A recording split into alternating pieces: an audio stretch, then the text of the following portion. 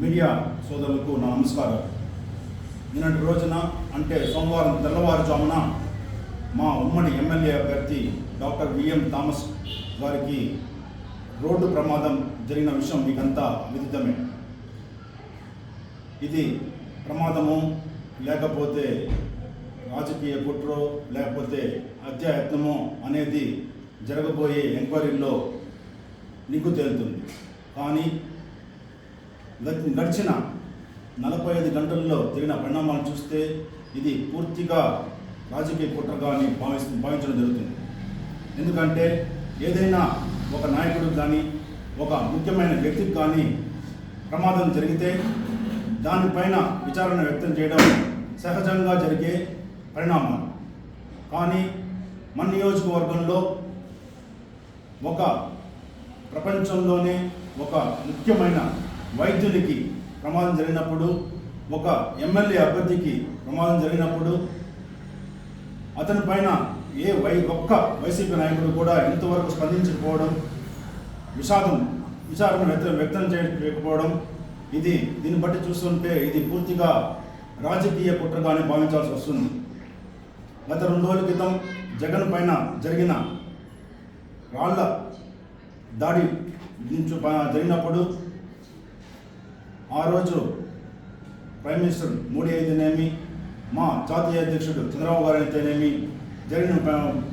జరిగిన విషయం పైన ఖండించి దానిపైన విచారణ వ్యక్తం చేయడం జరిగింది. అదే మన నియోజకవర్గం చూస్తే ఇంతవరకు ఏ ఒక్కరూ కూడా దీనిపైన స్పందించకపోవడం చూస్తూ ఉంటే ఇది పూర్తిగా రాజకీయ కుట్రగానే భావించాల్సి వస్తుంది. ప్రత్యక్ష ఎలక్షన్స్లో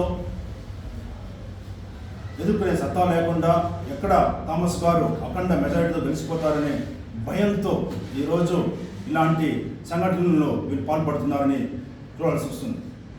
చూస్తే ఇది మొదటిసారి కాదు. గత 2 వారాల క్రితం మనం చూసినట్లయితే ఆయన ఎస్సీ అభ్యర్థే కాదని, అతను అసలు ఎస్సీ కులస్తుడే కాదని, అతను సర్టిఫికేట్లో ఉన్న ఒక ఎస్సీ అని మెన్షన్ చేస్తున్నా, అతను మార్క్లిస్ట్ ఎస్సీ మెన్షన్ చేస్తున్నా కానీ ఈయన ఎమ్మెల్యే అభ్యర్థికి అర్హుడు కాదనేసి మీడియాలో జరిగిన సంఘటన చూస్తూ ఉంటే ఇది పూర్తిగా పొడిచేసే ప్రయత్నంగాను రాజకీయ కుట్రగానే భావించాల్సి వస్తుంది.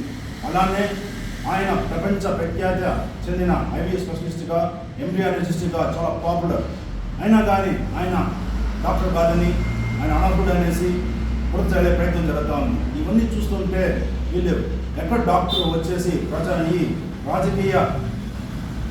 రాజకీయంగా ఎదుర్కొనే సత్తా లేకుండా, ప్రచారంలో పాల్గొనకుండా ఏదో ఒకటి కుట్ర చేసి అన్నదొక్కే ప్రయత్నం చేస్తున్నారు. ఇదంతా కూడా మా టీడీపీ నాయకులంతా కూడా తీవ్రంగా ఖండిస్తూ త్వరగా ఎలక్షన్ కమిషన్ దీన్ని విచారణ చేసి త్వరగా దీన్ని దిగుతీర్చాలనేసి, ఇలాంటి సంఘటన మళ్ళా జరగకూడదనేసి కోరుకుంటూ, అలానే మా డాక్టర్ థామస్ గారు త్వరగా ఆరోగ్యంగా తిరిగి రావాలని, మళ్ళా ప్రచారంలో పాల్గొనాలని మేమంతా కూడా ఆయన గట్టిగా సపోర్ట్ చేస్తామనేసి తెలియపరుస్తూ జై హింద్, జై తెలుగుదేశం.